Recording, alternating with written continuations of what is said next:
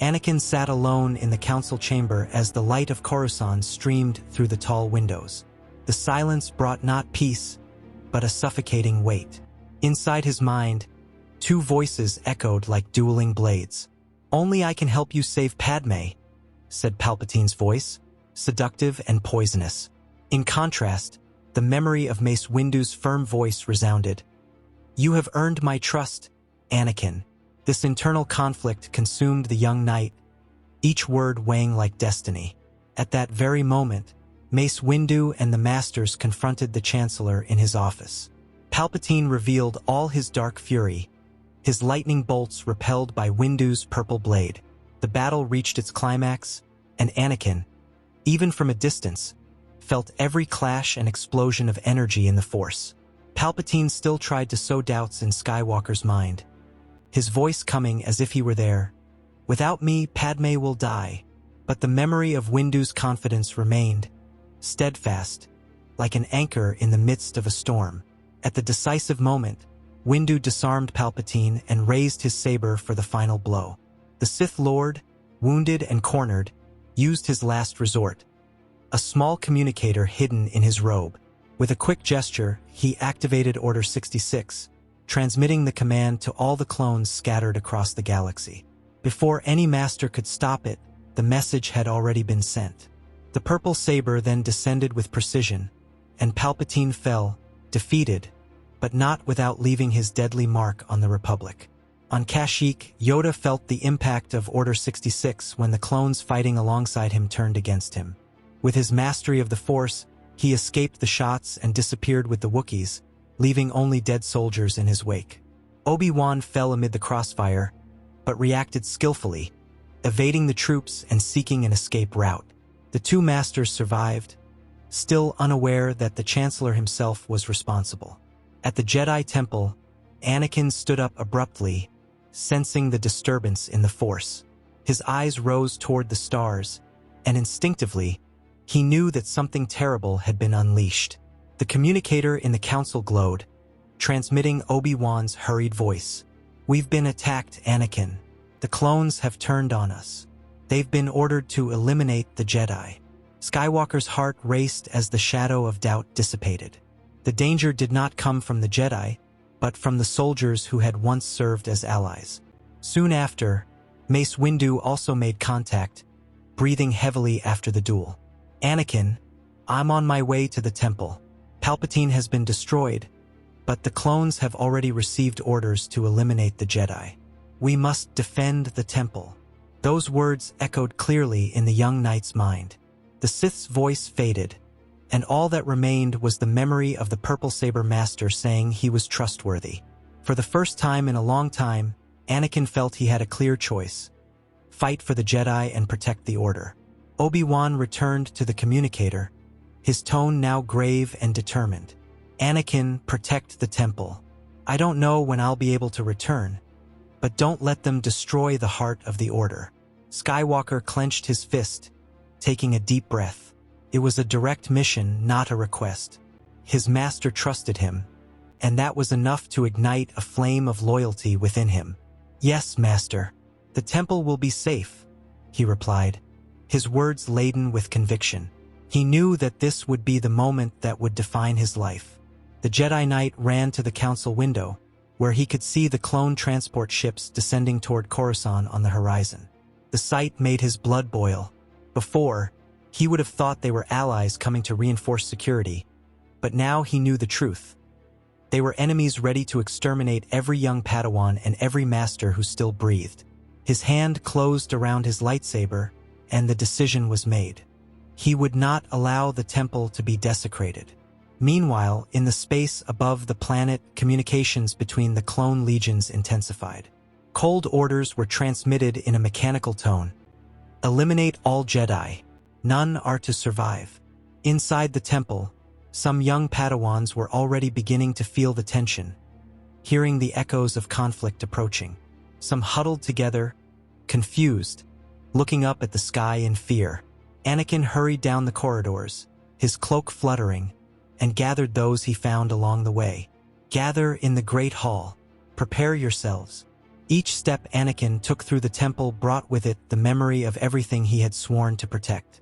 He thought of Padme, of his dreams, but also of the young people who looked to him as an example. The decision to protect the temple did not mean forgetting his fear of loss, but accepting that the true way to save those he loved was not to surrender to fear. The internal conflict began to transform into a burning conviction. The Chosen One had found his cause. In the center of the Great Hall, Anakin activated his communicator again, searching for Windu's frequency. "Master, the transports are already approaching. They won't stop until we are all destroyed." The response came quickly, firm as ever. "Hold your position, Skywalker. I'm coming." Yoda's voice came soon after, even from a distance. "Survive we must. Protect the temple you must." The voices of the Masters united strengthened Anakin's heart, and he no longer had any doubts. It was time to lead. The roar of engines echoed in the skies of Coruscant, and the first shots from the artillery cannons lit up the horizon. The clones had arrived. Anakin took a deep breath, lightsaber in hand, and looked at the young people who followed him with eyes full of fear. "Do not be afraid. Today we show the galaxy that the Jedi do not fall so easily."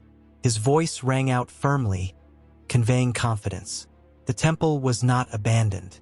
The Chosen One was ready to defend it, whatever the cost.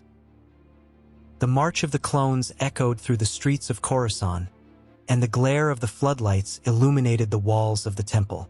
Normally, that sight would be a source of security, but now it represented a threat. The transports opened and the ranks advanced, organized as always. At the top of the stairs, Anakin stood in front of the Jedi, blue lightsaber in hand. This time, the balance was different. The man who was once supposed to lead the invasion was now ready to resist it. "They dare to attack the heart of the Order," Skywalker shouted, his voice firm before the Padawans and knights who awaited his orders.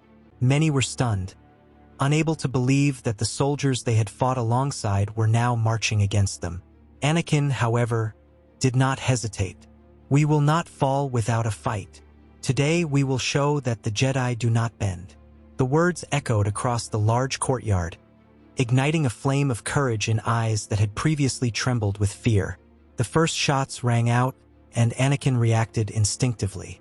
He raised his hand and deflected the fire back at the soldiers who were shooting, clearing a path for the Jedi to advance.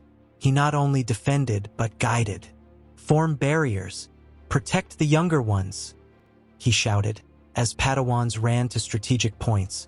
The knight's face was filled with indignation. The same clones who had been brothers in arms now sought to destroy everything they had fought for. Inside the temple, Anakin assumed the role of commander.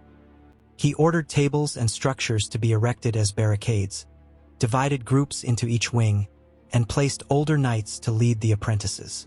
"You will not fight alone. The Force will be with us in every corridor." Indignation at the betrayal turned into energy, and each of his orders sounded like a promise that he would leave no one behind. The young men watched him as if he were already a master. The roar of explosions shook the ground. Enemy troops tried to break through the main doors, but met fierce resistance. Anakin, on the front line, advanced with superhuman speed. His movements were precise, each swing of his saber deflecting shots and knocking down soldiers. With each blow, his indignation grew. "Traitors! You swore to fight with us!" he roared as he knocked down an entire row of enemies. The attack that was supposed to be a massacre turned into a counteroffensive. In the corridors, Padawans trembled at the deafening noise. Anakin appeared among them, firm, leaving no room for doubt. "You are not weak. Trust in the Force and in me. The temple is our home, and we will not let it fall." His words ignited courage, and the young people began to follow his instructions with unexpected discipline. He saw in their eyes the reflection of his own flame. Indignation transformed into determination.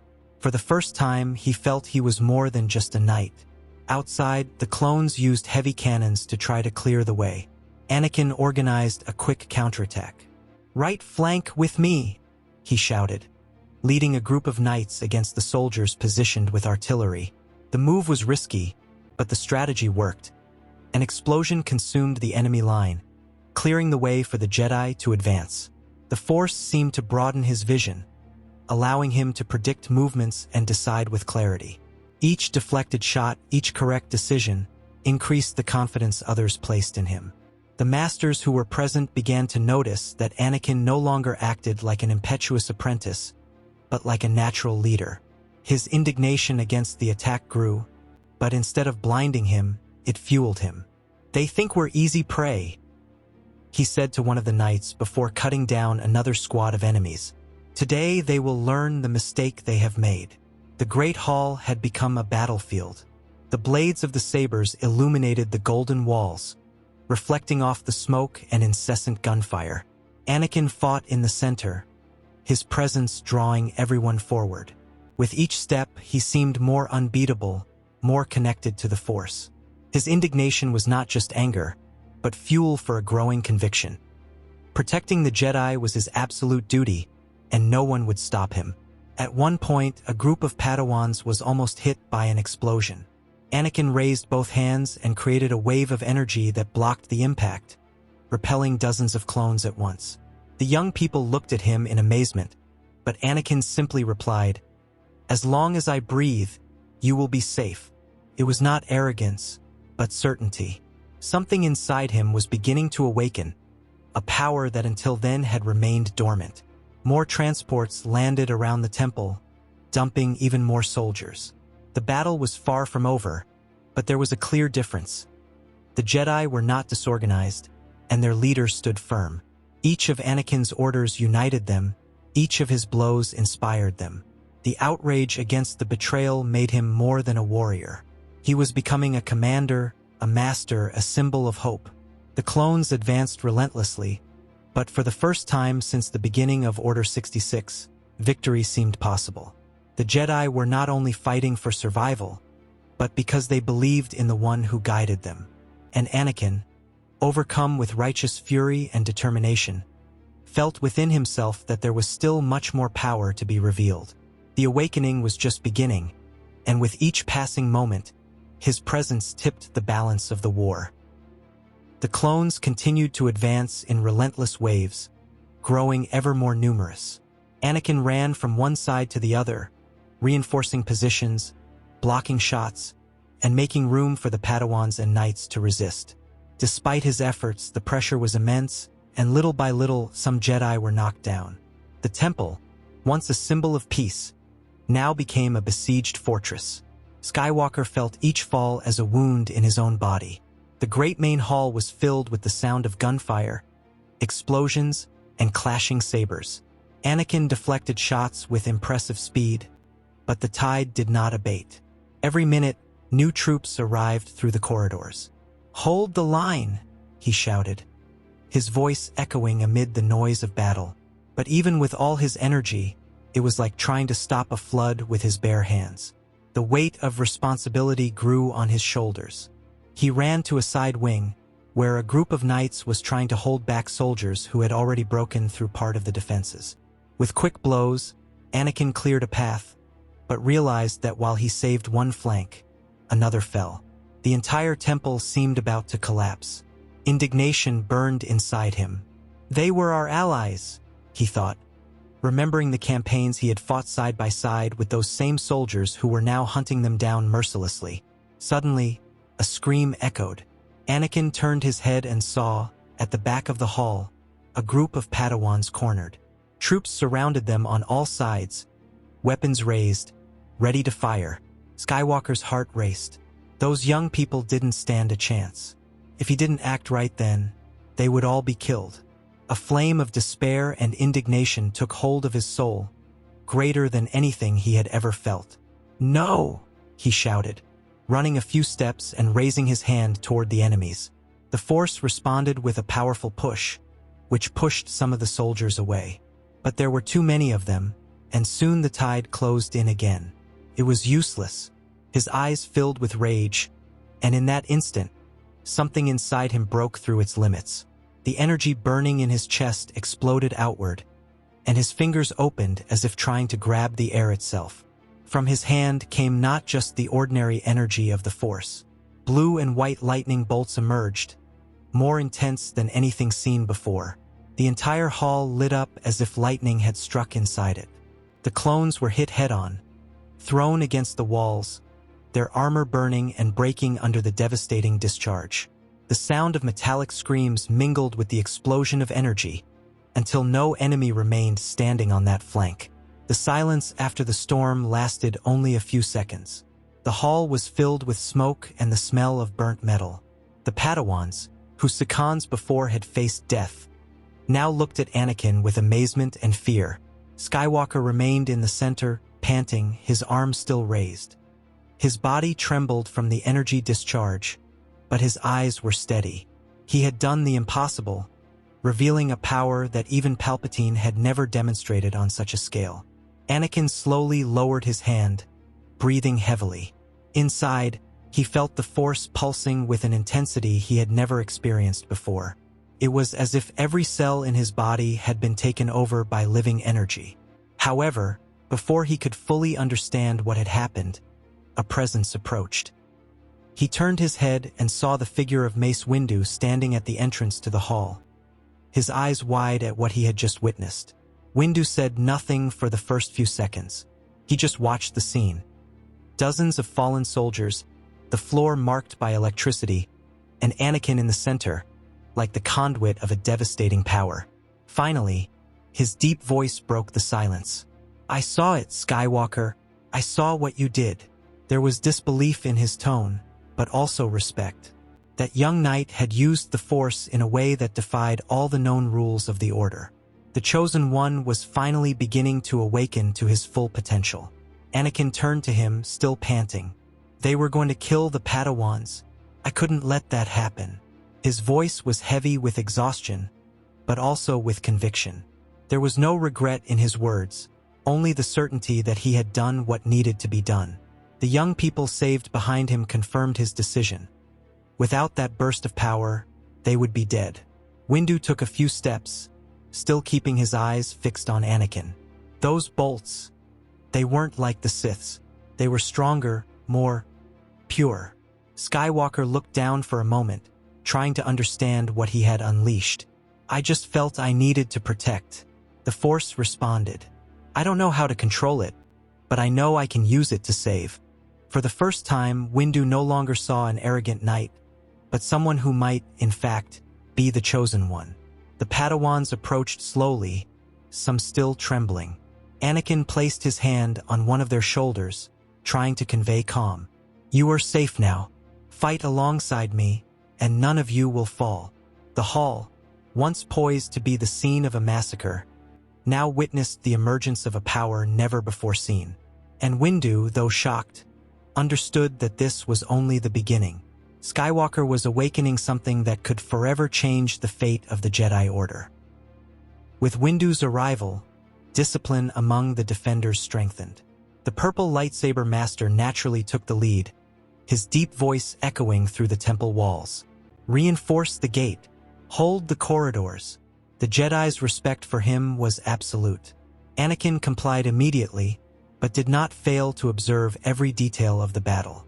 Gradually, his mind seemed to work faster, seeing paths that even the masters did not notice.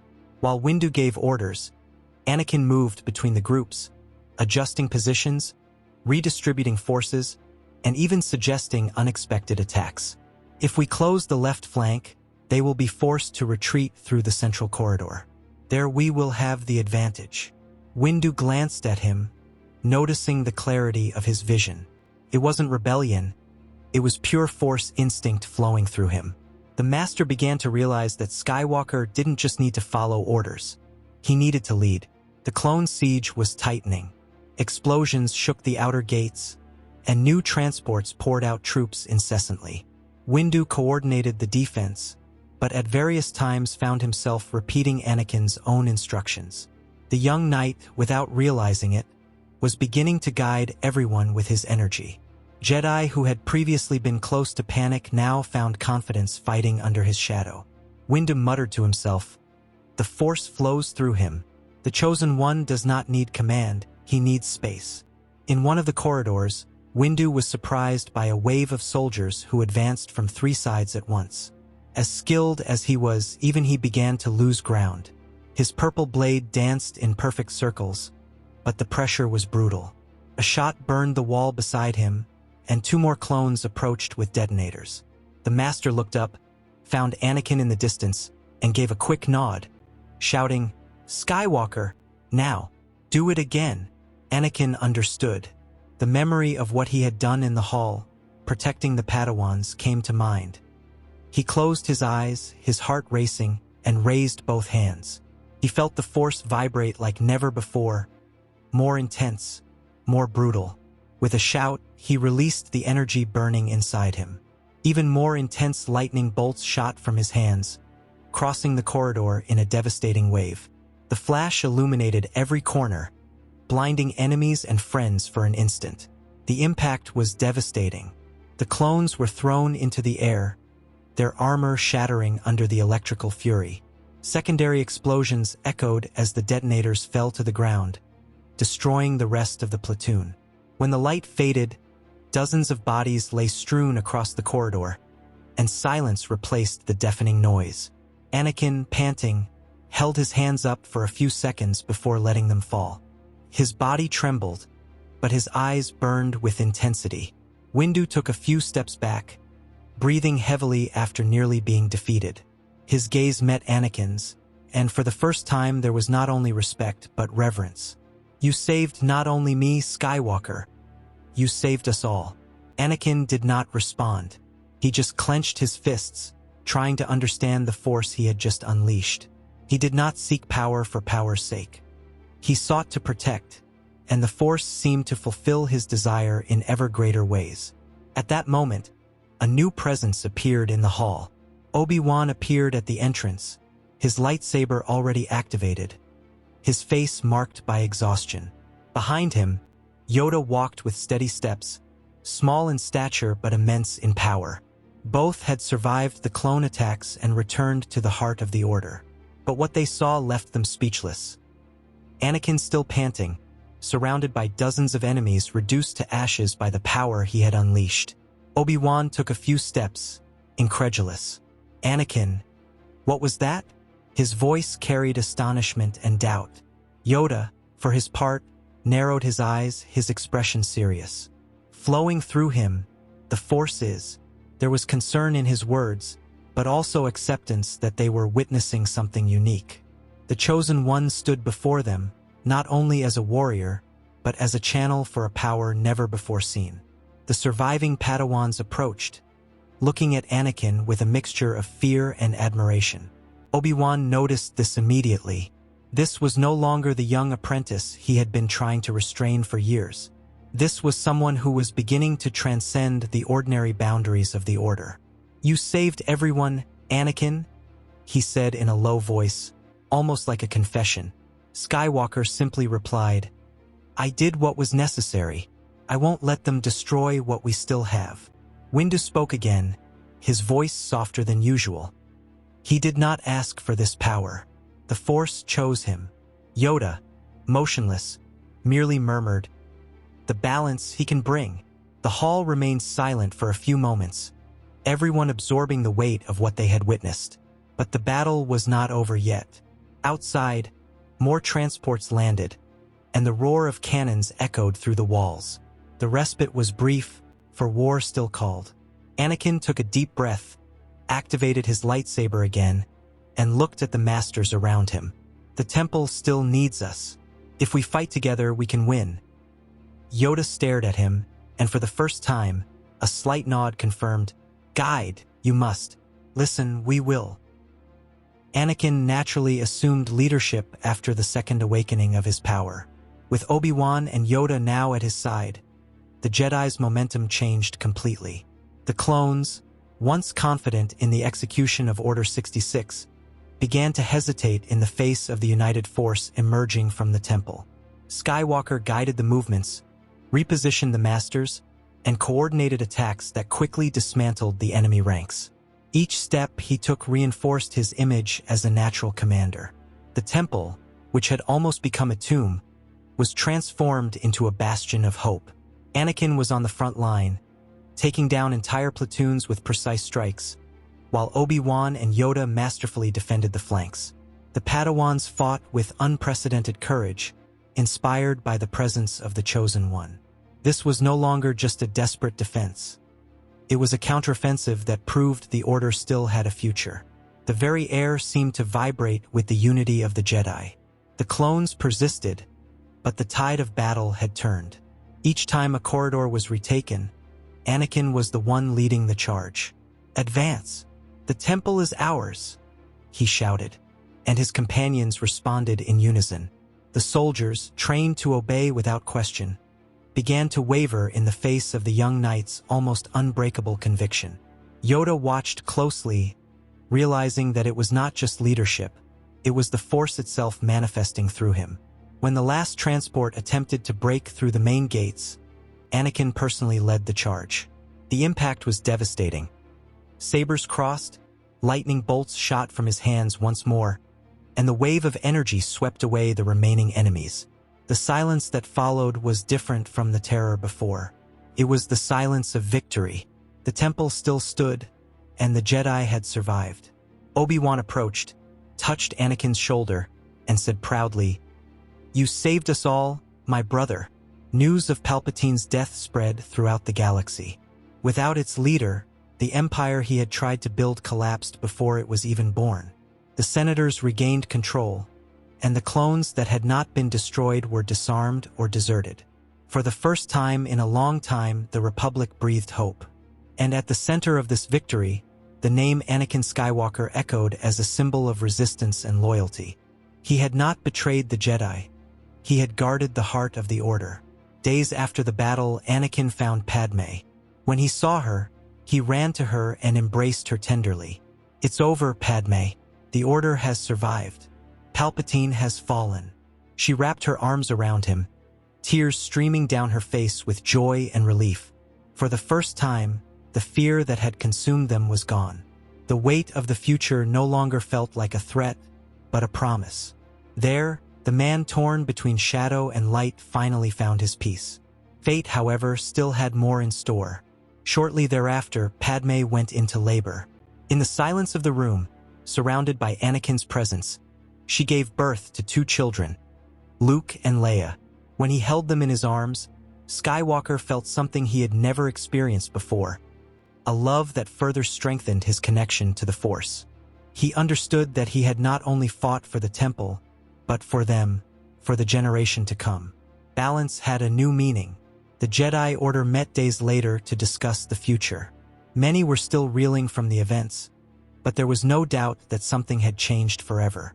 Anakin introduced Padme and told the truth, showing that he was not just a knight in love, but the chosen one who had saved everyone with his power. His deeds, his decisions, and the very manifestation of the Force in his body left no room for mistrust. It was at that moment that the Order understood. If they wanted to survive, they would have to change. The rules that had long separated them from humanity needed to be revised. And there was no better figure to guide this transformation than the man who had faced the temptation of the dark side and chosen the light. Anakin was immediately recognized as a master, not by imposition, but because everyone saw in him the living fulfillment of the prophecy. His rise was rapid. In a short time, Anakin was not just another master, but the Grand Master of the Order. His natural leadership, coupled with the respect he had earned, consolidated itself without opposition. "The Force speaks through him," Yoda murmured in a tone of acceptance. Obi-Wan, moved, just smiled. He no longer saw his Padawan as an apprentice, but as a brother who had fulfilled the destiny they had both carried for so long. Padme closely followed every step of this change, proud of the man she had chosen. With Luke and Leia in her arms, she knew that the future would be different from what she had feared. Alongside Anakin, the Jedi would rebuild not only their order, but also the hope of the galaxy. The name Skywalker became synonymous with renewal, and their children would inherit not only their bloodline, but also the mission to keep alive the balance that had been won through hard battles. Thus, the temple that had almost been destroyed rose even stronger, not as a monument to rigid rules, but as a symbol of adaptation and life. And at the center of it all, Anakin Skywalker remained a hero, the guardian who preserved the order and brought balance to the Force. His journey was not one of fall and redemption, but of choice and ascension. The Chosen One had fulfilled his destiny, not as a Sith, but as the greatest of the Jedi.